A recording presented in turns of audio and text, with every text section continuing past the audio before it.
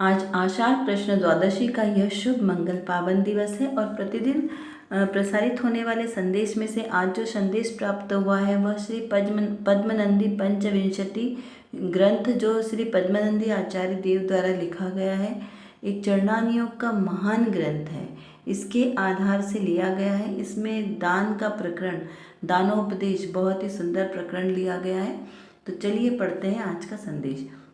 सज्जन पुरुष को पुत्र के मरने के दिन भी उतना दुख देने वाला नहीं होता है जितना कि मुनियों को दान रहित दिन दुख देने वाला होता है, क्योंकि विद्वान पुरुष दुर्देव से किए हुए बुरे कार्य को भी उतना अनिष्ट नहीं मानता जितना अपने द्वारा किए हुए बुरे कार्य को अनिष्ट मानता है। इसीलिए विद्वानों को अपने द्वारा किए योग्य दान रूपी कार्य अवश्य करना चाहिए। अब देखिए, यहाँ पे श्रावकों के षट आवश्यक में भी दान को लिया है। तो कौन कौन से हैं षट आवश्यक? देव पूजा, गुरु उपासना, स्वाध्याय, संयम, तप और दान। तो जिनेंद्र देव की पूजा करना, उनकी प्रतिमाओं की आराधना करना, देव पूजा, गुरु पूजा में गुरुजनों का सम्मान करना, उनकी आज्ञा का पालन करना और उनके द्वारा ज्ञान को प्राप्त करना। स्वाध्याय में शास्त्रों का अध्ययन करना, उनसे ज्ञान प्राप्त करना, पठन पाठन पूछना, ये उनके जो भेद है, भेद प्रभेद के द्वारा चिंतन मनन करना, वो सब स्वाध्याय की श्रेणी में आता है। संयम, अपनी इंद्रियों पर नियंत्रण रखना, क्रोध, मान, लोभ, राग, द्वेष, इन सब से दूर रहना, अहिंसा धर्म का पालन करना, सटकाय के जीवों की रक्षा का भाव, ये संयम धर्म में आता है। तप, अपनी इच्छाओं और आवश्यकताओं को कम करना, उपवास करना, अनशन आदि, और उसका त्याग करना। तो देखिए, तप करना, त्याग अपनी वस्तु का किया जाता है और दान पर वस्तु का दिया जाता है। तो दान में अपनी आवश्यकता से अधिक वस्तुओं को किसी भी योग्य व्यक्ति को दान देना, उसको दान कहता है। और दान देना भी 4 प्रकार से होता है: अभय दान, औषधि दान, आहार दान, ज्ञान दान। क्योंकि ज्ञान दान भी सबसे बड़ा दान कहलाता है। कहीं कहीं पे औषधि दान को बड़ा दान कहते हैं, कहीं पे आहार दान को बड़ा कहते हैं। सबकी अपनी अपनी विवक्षा है, लेकिन दान तो अवश्य देना चाहिए। इससे क्या होता है, हमारे अंदर के परिग्रह के भाव कम होते हैं। तो इसलिए यहाँ कहा कि गृहस्थों को दान देना आवश्यक है। तो किस प्रकार देना? पहले तो ये सोचना कि निर्वांछक भाव से दान देना। दान देने के फल में किसी की इच्छा नहीं करना, कोई फल की इच्छा नहीं करना, अपने संयम की साधना के लिए दान देना। तो यहाँ पर दान के लिए भी शास्त्र में बहुत सारे भेद बताए हैं कि किसको दान देना। तो 3 प्रकार के पात्र दान कहें, क्योंकि सुपात्र को दान देना वो फलदायक है। उसमें सुपात्र, कुपात्र और अपात्र। तो यहाँ पे कुपात्र और अपात्र को दान देना किसी कार्यकारी का नहीं है, बिल्कुल शव को मंडाने जैसा है। जैसे कोई मुर्दा व्यक्ति को बहुत श्रृंगारित करके सजाए, बहुत सारे वस्त्राभूषण पहनाए, तो वो निरर्थक है, किसी कार्य के नहीं है। उसी तरह कुपात्र और अपात्र को दान देना कार्यकारी नहीं है। तो फिर यहाँ पर विचार आता है कि फिर सुपात्र कौन है? तो सुपात्र के भी 3 प्रकार होते हैं: उत्तम, मध्यम, जघन्य।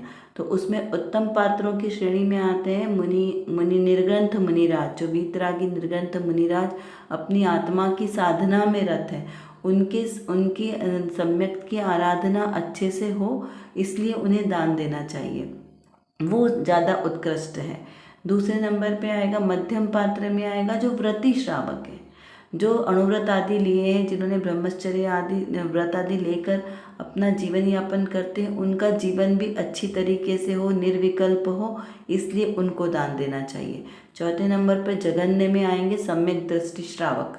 तो जो सम्यक दृष्टि श्रावक है, उनको दिया गया दान फलीभूत होता है, ये निःश्रेय सुख और मोक्ष सुख का कारण बनता है। लेकिन कुपात्र को दान देंगे तो वो हमारा दान फलीभूत नहीं होता। तो यहाँ पर ज्ञानी जीव की बात चल रही है कि सज्जन पुरुष पुत्र के मरने से भी उतना दुखी नहीं होता है जितना कि वो मुनियों को आहार दिए बिना एक दिन भी बिताए तो उससे उसे जो दुख होता है। तो यहाँ पर ज्ञानी जीव किसे कहा? उस सम्यक दृष्टि जीव को कहा, जिसे अपने स्वभाव का ज्ञान है, वो सम्यक दृष्टि जीव, वो ज्ञानी जीव है। जिसे बहुत सारे शास्त्रों का ज्ञान है, वो ज्ञानी जीव नहीं है। देखिए, इस विषय पर हमने पूर्व कक्षाओं में भी बहुत बार विषय लिया है, लेकिन ये विषय हमें बारंबार इसलिए भी याद रखना जरूरी है क्योंकि हम बार बार भूल जाते हैं ना, कि हमें ध्यान नहीं रहता है कि वस्तु का स्वरूप कैसा है। इसीलिए तो हमारा संसार में परिभ्रमण चलता है। तो यहाँ पर दान देने की विधि क्या बताई है कि आप दान दो तो मान कषाय के लिए नहीं, मान प्रतिष्ठा के लिए आपका नाम हो, इसलिए आपको मंदिर जी में दान नहीं देना है कि हमारा शिला पे नाम लिखाएगा। तो यहाँ पर अगर इस भाव से दान दिया तो वो दान हमारा कार्यकारी नहीं हुआ। निर्वांछक भाव से, देखिए दिल्ली का जो लाल मंदिर बना है ना, उसमें क्या किया, सेठ जी ने पूरा मंदिर बनवाया अपने ही द्रव्य से। और उसके बाद जब शिखर को चढ़ाने का वक्त आया तो उस समय उन्होंने क्या किया, मंदिर के बाहर खड़े हो गए कटोरा लेकर कि भाई अब मेरे पास पैसे नहीं बचे, शिखर बनाना है। तो सबसे दान लिया और मंदिर पे नाम क्या लिखवाया, पंचायती मंदिर। जबकि धन जो सिर्फ शिखर के लिए जो सब समाज जन का दान लिया तो वो कितना कम होगा, पूरा मंदिर स्वयं बनवाया। और आज आप देखिए, आज पंचम काल के धनाढ्य जीवों के भाव कि वो मंदिर बनवाते हैं, कार्य करवाते हैं, उसमें कुछ थोड़ा सा ही द्रव्य देते हैं और पूरे वहाँ पर शिलापट पे सबसे सामने अपना नाम लिखवाते कि इनके द्वारा यह मंदिर बनाया गया। तो यहाँ पर दान तो थोड़ा देते हैं और नाम अपना पूरा लिख। और जो सही में दान होता है वो दान पूरा दो और फिर भी नाम ना लिखाओ। यानी आचार्य देव तो कहते हैं कि सीधे हाथ से दान दो तो उल्टे हाथ को पता नहीं चलना चाहिए कि दान दिया है, इस प्रकार से दान देना चाहिए। तो वो दान, और वो भी सही जगह पे जहाँ पे आवश्यकता है वहाँ पर। तो इस प्रकार यहाँ पर जो बात चल रही है मुनियों को दान देने की, या आहार दान संबंधी भी बात है, क्योंकि चारों प्रकार के दान आते हैं ना, तो उसमें आहार दान में एक अतिथि संविभाग गृहस्थों के लिए भी व्रत होता है, अणुव्रत, शिक्षा व्रत और गुण व्रत। उसमें अतिथि संविभाग नाम का व्रत क्या बताता है कि आप अपने भोजन में जो आपने अपने लिए शुद्ध भोजन बनाया है उसमें अपने भोजन करने से पूर्व किसी उत्कृष्ट पात्र को दान दो। तो यहाँ पे उत्कृष्ट पात्र में कौन है, मुनि, आरिका और ग्रह अणुव्रती और उसके बाद सम्यक दृष्टि। तो इनको आप आहार दान दो। देखिए पूर्व काल में तो क्या चलते फिरते मुनिराज कभी भी आ जाते थे, तो वहाँ पर हर गृहस्थ के घर में शुद्ध ही भोजन बनता था जो व्रती होते थे। लेकिन अभी ऐसी परिपाटी नहीं है तो बहुत सारे हमें अवसर नहीं मिलते। लेकिन हम भावना तो ऐसी भा सकते हैं ना कि घर में प्रतिदिन शुद्ध भोजन बनाए, भोजन से पूर्व ऐसा विचार करें कि कोई उत्कृष्ट पात्र हमारे समक्ष हो और हम उन्हें दान दें। तो इस प्रकार यहाँ पे उन सज्जन पुरुषों की बात चल रही है कि जो आहार दान के बल से अपने आत्मा को निर्मल करते हैं। तो यहाँ पर बहुत सारी क्रियाएं हैं जिसे करते हुए भी सम्यक दृष्टि उनका कर्ता नहीं मानता। मतलब जो ज्ञानी जीव है, सज्जन जीव, इस प्रकार वो सुपात्र दान को दान देकर भी अपने आप को दानी नहीं मानता। तो ये स्वभाव जो हमारा है भेद ज्ञान, ये हमारे को स्वर्ग और मोक्ष सुख का कारण है। यदि हमने दान देकर भी अगर अपने आप को कर्ता मान लिया तो वो हमारा दान देना निष्फल हो जाता है। और दान कैसे देना चाहिए, तो हर्ष से, आह्लाद पूर्वक, खुशपूर्वक दान देना चाहिए। कहते हैं ना, दान देय मन हर्ष अभिषेके, यह भव जस पर भव दुख पेखे। कि यह जो हर्ष से, खुशी से सुपात्र दानों को दान देता है उसका यह भव और परभव दोनों ही सुख के साथ व्यतीत होता है। इस प्रकार इसका अर्थ समझना। चलिए अब देखते हैं आज की रत्नकणिका में कौन सी विशेष बात है। यहाँ पे श्रोता ने प्रश्न किया है कि भेद ज्ञान में क्या सिद्ध होता है और उसका स्वरूप क्या है। भेद ज्ञान आप बारंबार कहते हैं कि भेद ज्ञान करो, भेद ज्ञान करा, तो उसमें सिद्ध क्या होता है, इस प्रकार श्रोता ने प्रश्न किया। उसका समाधान करते हुए चर्चा में आया कि भेद ज्ञान में दूसरा द्रव्य साबित होता है। क्या पता चलता है, भेद ज्ञान में दूसरे द्रव्य का निर्णय होता है कि एक और द्रव्य है। विभाव वहाँ पर विभाव का निर्णय होता है और मैं विभावों से जुदा हूँ और ऐसा प्रमाणित होता है। उसमें दो द्रव्य प्रमाणित हुए, कौन से अद्वैतवादी कहते हैं कि दूसरा द्रव्य है ही नहीं, क्योंकि वो वस्तु के एक ही पक्ष को मानते हैं। तो कैसी मान्यता का निषेध होता है? तो इस प्रकार की मान्यता का निषेध करने वाला भेद ज्ञान है। द्रव्य क्षण क्षण अन्य अन्य उत्पन्न होता है, ऐसा मानने वाला क्षणिकवादियों का भी इसमें निषेध होता है। भेद ज्ञान में संपूर्ण मुक्ति का समावेश हो जाता है। ज्ञायक के अस्तित्व का ग्रहण हुआ, उसमें ज्ञायक की ज्ञायक रूप परिणति आ गई, अकर्तापना साक्षीपना आ गया। साधन करने का मूल उपाय भेद ज्ञान ही है। वो प्रतिक्षण धारा प्रवाह रूप होता है। मेरा अस्तित्व अपने रूप में है, पर रूप नहीं है। यह भेद ज्ञान का कार्य है। मैं अपने ज्ञायक के अस्तित्व रूप हूँ, पर रूप नहीं हूँ। यह कार्य करने का रहता है किसी भेद ज्ञानियों को। तो देखिए यहाँ कितने सारे पॉइंट आए कि भेद ज्ञान से क्या सिद्ध हुआ, क्या क्या सिद्ध हुआ। हम एक बार फिर से उसको देखते हैं कि भेद ज्ञान से एक दूसरा द्रव्य वो प्रमाणित होता है कि दो द्रव्य है। इस संसार में द्रव्य कितने हैं? दो, मुख्य रूप से दो, और वैसे तो अनंत, और सामान्य रूप से देखें तो द्रव्य 6 होते हैं। अब दो द्रव्य कौन से? एक जीव द्रव्य और दूसरा अजीव द्रव्य, क्योंकि एक मेरे जीव द्रव्य के आश्रय से बाकी सब चीज़ें तो कैसी हुई? अजीव। तो जीव और अजीव की अपेक्षा से दो द्रव्य हैं, क्योंकि पुद्गल, धर्म, धर्म, आकाश और काल ये सब भी अजीव ही है। तो इस अपेक्षा से सिर्फ दो ही द्रव्य हैं। तो एक दूसरा द्रव्य होता है, क्योंकि भेद ज्ञान हम किस में करेंगे? दो वस्तुओं के बीच में ही तो भेद ज्ञान होता है ना। जैसे वो पाषाण को दो भागों में विभक्त करते हैं तो वो संधि के द्वारा ही विभक्त करते हैं। तो वैसे ही जो ये मेरा ज्ञान है वो दूसरे द्रव्य को अपने ज्ञान से ही विभक्त करता है कि मैं अलग और ये पर, मैं स्व और दूसरा पर। तो इस प्रकार दो द्रव्य वहाँ पर प्रमाणित होते हैं। दूसरा क्या आया कि मैं इन विभाव भावों से अलग हूँ।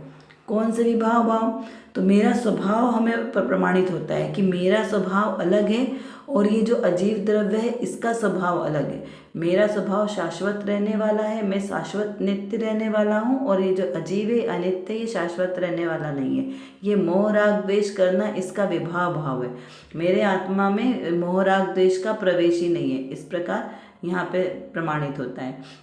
फिर अद्वैतों के मिथ्या मत का खंडन होता है, क्योंकि अद्वैत मत क्या मानता है कि बस एक ही द्रव्य है, वो दूसरे को मानता ही नहीं है।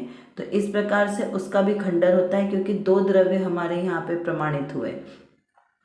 और फिर द्रव्य क्षण क्षण क्षण जन्म अन्य अन्य उत्पन्न होता है कि ये जो मेरा जीव द्रव्य है क्षण क्षण नया नई पर्याय को धारण करके बार बार वही द्रव्य उत्पन्न होता है। कोई अलग से नहीं आता कि कोई भगवान बन गया फिर वहाँ से अवतार लेके आया तो कोई दूसरा द्रव्य आया, नहीं। कुछ मत मानते ना कि आत्मा एक ही बार जन्म लेता है, दोबारा जन्म नहीं लेता।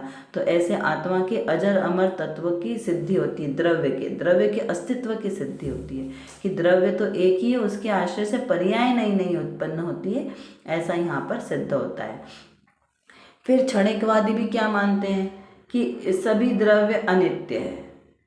कोई द्रव्य को नित्य ही मानता है और कोई द्रव्य को अनित्य मानता है। इस प्रकार से वस्तु के एक एक पक्ष को ग्रहण करने वाले अन्य मत हैं। लेकिन जैन धर्म में, जैन शासन में समग्र वस्तु का समीचीन निरूपण है।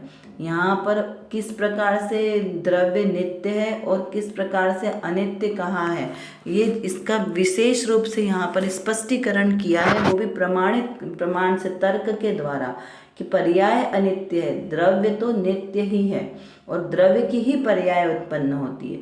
तो यहाँ पर ये हमें निर्णय होता है कि हाँ, यह वस्तु का स्वरूप सच्चे है, यथार्थ स्वरूप है। वहाँ पर हमारा भेद ज्ञान पुष्ट होता है। भेद ज्ञान में संपूर्ण मुक्ति का मार्ग समावेश है, क्योंकि जब तक आपको स्वद्रव्य और परद्रव्य का विचार नहीं आएगा तो मुक्ति का मार्ग प्रारंभ ही नहीं होगा। मुक्ति का प्रारंभ ही भेद ज्ञान के द्वारा होगा। भेद ज्ञान से ही निर्णय होगा, श्रद्धान होगा कि मैं जीव द्रव्य हूँ और मेरे अलावा अन्य सब अजीव द्रव्य हैं। तो यही हमारा सम्यक दर्शन की शुरुआत और भेद ज्ञान मुक्ति का मार्ग यहाँ से प्रारंभ होता है। ज्ञायक के अस्तित्व का ग्रहण होता है क्योंकि ज्ञायक यानी कौन, तो मैं ही ज्ञायक हूँ, मैं ही आत्मा हूँ, मैं ही जीव हूँ। ऐसे अपने अस्तित्व का ग्रहण होता है कि मैं ही अनादि अनंत काल तक रहने वाला हूँ, अपरिणामी निरावरण वाला हूँ, मैं ही हूँ ये। ऐसे अपनी स्वयं का श्रद्धान होता है। उसमें ज्ञायक की ज्ञायक रूप परिणति हो जाती है। कैसे, जब हमें अपने स्वरूप का ज्ञान हुआ तो उसका उस रूप आचरण भी तो हुआ ना, तो ज्ञायक ज्ञायक रूप ही परिणमित होता है, अपने ही स्वभाव को जानता है, अपना ही स्वभाव अकर्तापना साक्षीपना उसे स्वयं दिखाई देता है कि हाँ मैं ही जीव द्रव्य हूँ और मैं ही अकर्ता हूँ। वो आत्मा जो अकर्ता स्वभावी है वो कोई और नहीं है, वो मैं ही हूँ, मैं ही मात्र जानने और देखने वाला हूँ। ऐसा यहाँ पर साक्षी भाव से निर्णय होता है। साधन करने पर मूल उपाय भेद ज्ञान है। जब हमें अपने आत्मा का ज्ञान होता है तो उसके साधन का मूल उपाय क्या है, भेद ज्ञान। प्रति समय दरेक प्रसंग में भेद ज्ञान भेद ज्ञान भेद ज्ञान आवश्यक है। ऐसा नहीं कि कभी एक बार भेद ज्ञान कर लिया और हो गया, नहीं, निर्णय हमें एक बार होता है कि हाँ मैं जीव हूँ, बस एक बार ऐसा निर्णय हो गया, फिर भेद ज्ञान की धारा तो प्रति समय चलेगी। प्रति समय भेद ज्ञान दरेक प्रसंग में, कि माता जी कहती है ना कि दरेक प्रसंग में भेद ज्ञान ही आवश्यक है। और कब तक, रुचि से लेकर ठेठ केवल ज्ञान तक भेद ज्ञान ही आवश्यक है। संसार में जैसे कदम कदम पर पैसे की जरूरत पड़ती है, वैसे ही आत्मा में पग पग पर पुरुषार्थ, पर्याय पर्याय में पुरुषार्थ ही आवश्यक है। तो उसके बिना पुरुषार्थ किसका करना, भेद ज्ञान का करना, उसके बिना हमारा मोक्ष मार्ग प्रशस्त नहीं हो सकता। ऐसा प्रवाह रूप से प्रतिचन धारा प्रवाह रूप से भेद ज्ञान आवश्यक है।